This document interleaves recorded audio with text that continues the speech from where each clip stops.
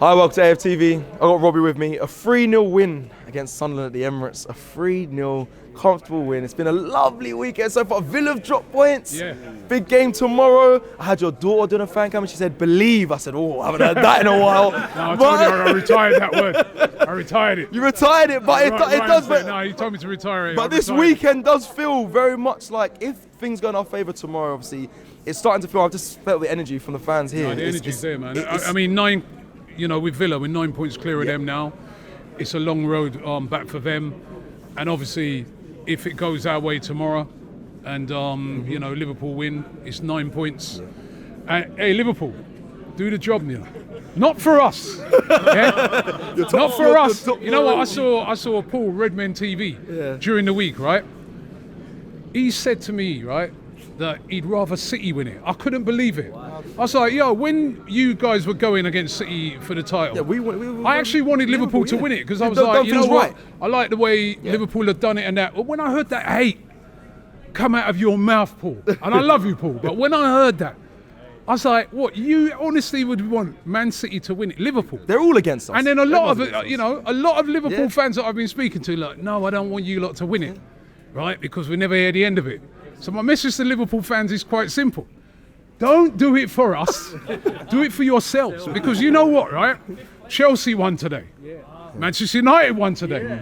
You're not even guaranteed off 5th place. If you don't go out there and win that game tomorrow and you lose, right? You may not be in the Champions. There may not be no Anfield Knights next week. Or the Anfield Knights might be in the Europa League. So you need to go out there and do it for yourselves. Don't do it for us. Don't do it for us. We don't need you. Yeah, we don't need you. You do it for yourselves. Yeah? Yeah, Akin Fenwa. Do it for yourself. That's true. I want to see you standing by that big TV. Yeah? Going like this. Yeah, man. Yeah. 3-0 to Liverpool against City. Do it for yourselves. And I actually do think, I think that's a really tough game for Man City. We've been talking about this a lot. We've been saying how Arsenal have actually negotiated a lot of the very hardest away games. We've been to Old Trafford, we've been to Anfield, we've done a lot of them already. And a lot of people are like, yeah. Now they're seeing it. Now they're starting to see it. And this today was a really, really important game. You know what I mean? Like, you can turn up to these games expecting to win.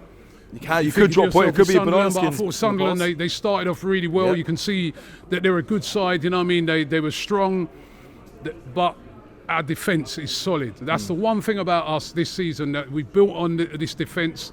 Another clean sheet against Leeds, clean sheet against Chelsea, and that's what we've built the foundations on. And I thought we just managed the game brilliantly today and fully deserved the win. And 3-0 could have been more. Yeah, they even got one at the end. They came with a game plan, you're right. I mean, they had majority possession, by the way. They had, I think, 53% possession over us. So they actually came. They didn't sit back and stink out the place. But even though, you got to credit them for their effort. And I think they're a very good side. They didn't really have many. They didn't really do a lot with it. I think that's just because of the strength of our defence. The defence is so good, and you've got guys like Declan Rice just mopping up if there's any little issues. You know what I mean? We ain't had that over the years.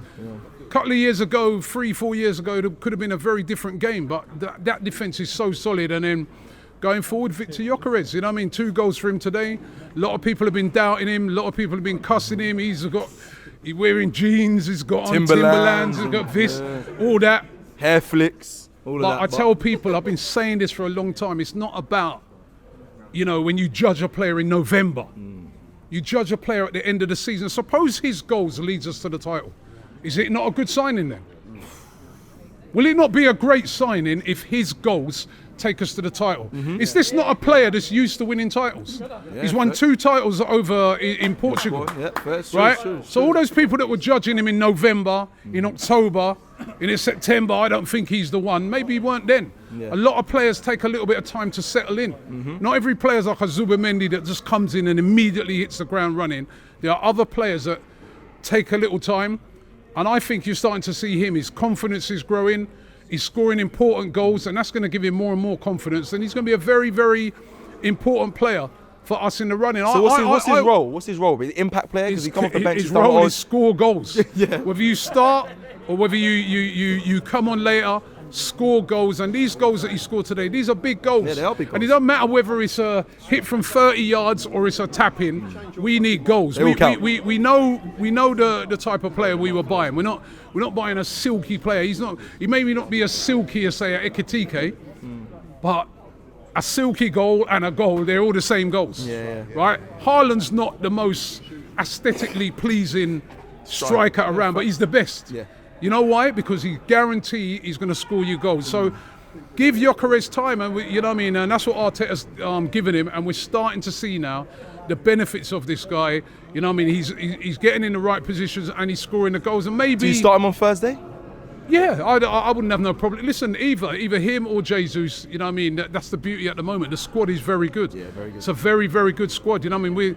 We're going into these games with no Martin Odegaard today, our captain, no Saka. Yeah. And I didn't hear nobody moaning as we was walking here. That's what's showing you the difference in this squad.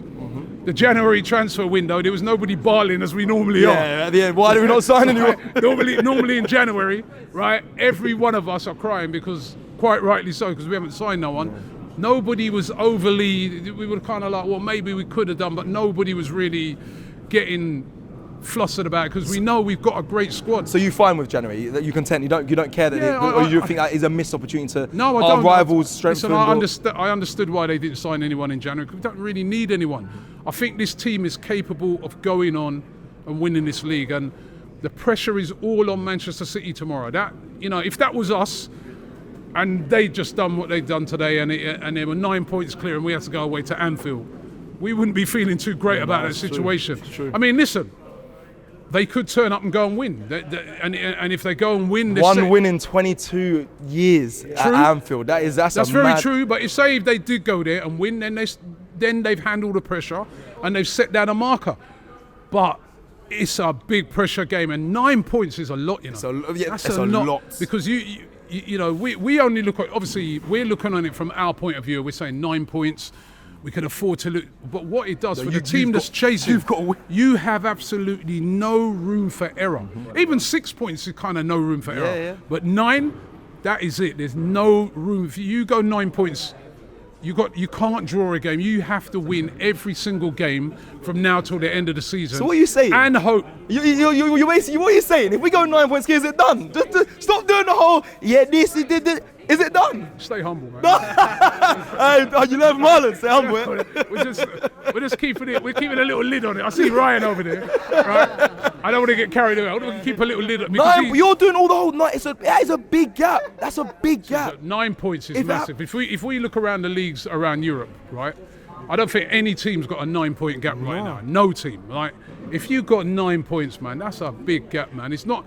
And you're not looking on this Arsenal team and saying, boy, they're going to lose 4 games in a row or something. You don't look at this team and think that. No the defence is too good for starters. We haven't been battered at all this season. Not You've been never battered this season. seen Arsenal get... You know what I mean? It was 3-2 against United. Yes, it was a worldie against Liverpool. Yeah. It was a last second goal. That ain't going to happen 3-4 times in a row. Like, and then even if you look at the other thing, you say, well, what if they got loads of injuries? But then they've got players that can cover off. 9 points would be significant. I like the whole So I'm trying to get out of him. I'm trying to get out. Have we got this? Have we got this? Can we hear it from the crowd? Have we got this? Have we got this? Thank you. He's being humble, but Ryan saying calm. There's been a lot of pain over the years, bro. There's been a lot of pain over the years, but honestly, if it's 9 points tomorrow, I am then starting to get a little bit excited. I'm starting to think, you know. And then, so what do you wear at the parade? What do you do? A lot of rival fans are then starting to get a little bit worried tomorrow. Yeah, that's true. They're starting to get a little bit worried because they're starting to think, boy, hey, boy, we're going to be seeing a lot of these guys. You know what I mean? It's going to be a long summer. Yeah. Right? And it will be. Trust me. You'll see a lot of rival fans tomorrow wearing blue tops and whatnot because they're going to be trying to support City. But I mean, I didn't support. Listen, I might be singing honest, la la la. I'll be there. I'll be shameless. Listen, this is. As I said, Liverpool, do it for yourselves. You know what I mean? Do it for yourselves. Right? You lose tomorrow, Everton are 2 points behind you as well. You don't want to get passed by Everton, do you? You don't want United to finish above you. You don't want United to... Imagine if United get into the... Which I think they will. They will, yeah. Imagine United getting the top 4 and Liverpool dropped out of the top 4. Could you stomach that, Liverpool fans? Could you take that, Liverpool? Go and do it for yourself. Don't do it for us. Do it for yourself, right? Because you must win that game tomorrow. And if you do it, you know what I mean? Your chances increase of getting into the top 4 or 5. Forget about Arsenal for a minute. Do it for yourself. Travelling to away games has never been easier, especially with Rocket Mobile.